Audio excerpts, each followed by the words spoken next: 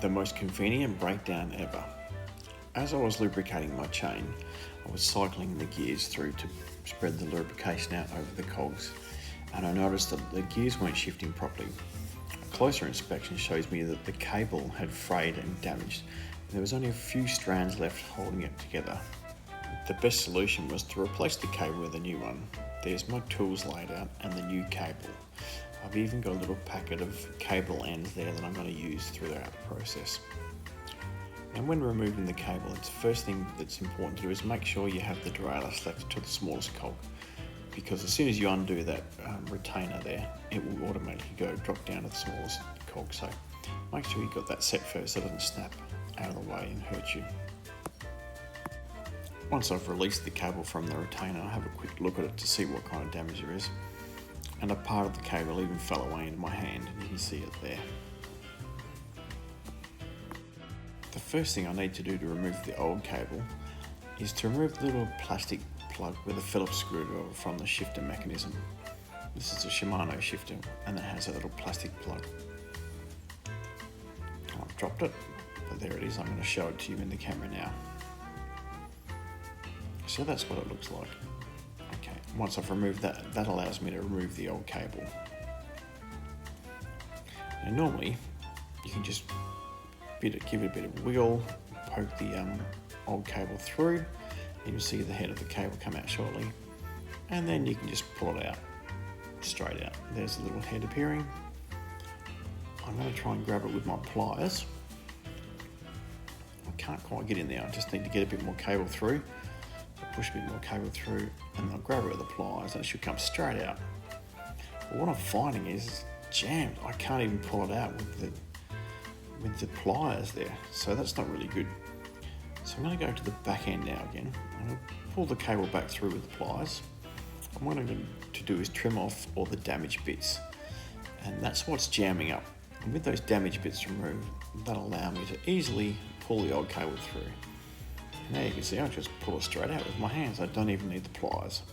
So that was definitely a problem before. Also, the little cable end for the outer is split. You can see that there. So I'm going to replace that as well, just to bring it back up to scratch. I've put the new cable end on the outer cable. I insert that into the shifter. Now I'm going to try and start feeding the new cable through the shifter. Now, I was hoping to be able to do this with the bike upside down. I'm giving it a good old go, but I'm struggling to get it to start.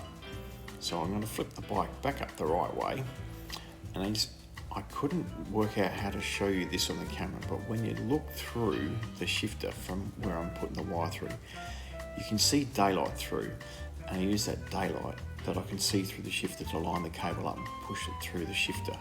And once you line it up with that little daylight coming through, then it's easy to get it through. Now I'm just sliding the inner cable through the outer cable and sliding it all the way through to the end. And then once I do that, I just keep an eye on the back end, and I want to see when it pops through and it comes out of the derailleur. Just keep feeding, almost there. Now I take a slightly different point of view at the back of the bike, and I watch as the inner cable comes out through the outer. There it is, it's come through successfully. Now I need to line it up with the derailleur. So I'll just feed it through the derailleur holder there. Make sure that's through. And then I'll continue to feed that through from the other end all the way through until it goes all the way through, and there's no slack left at the shifter end. Now that I have the inner cable fed all the way through to the derailleur, I'm going to insert the plastic plug back into the shifter mechanism to seal it up again, and that'll make sure that the cable is retained in place while it's still loose and it doesn't have any tension on it. Almost there. Perfect. Now it's back to the derailleur end. I've got to put the cable through into the retainer.